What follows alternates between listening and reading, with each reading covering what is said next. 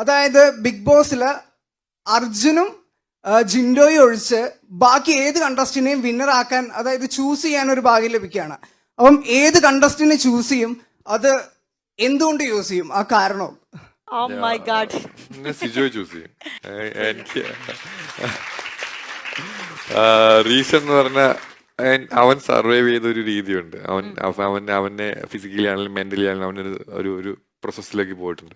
ആ പ്രോസസ്സിൽ ഒബ്വിയസ്ലി ഞാനും പോയിട്ടുണ്ട് അങ്ങനത്തെ ഒരു സിറ്റുവേഷൻ. അത് ഒറ്റയ്ക്ക് അനുഭവിക്കാന്ന് പറഞ്ഞ ഇതാ. പിന്നെ തിരിച്ചൊരു ഞങ്ങള് അവനെ കളിയാക്കും, പോരാളി തീ എന്നൊക്കെ പറയും. വെറുതെ കളിയാക്കുന്നതാണ് ആക്ച്വലി.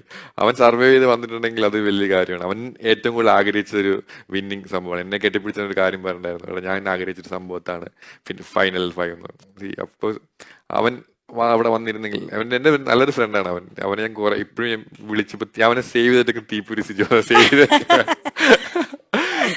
ഞാൻ അല്ലെങ്കിൽ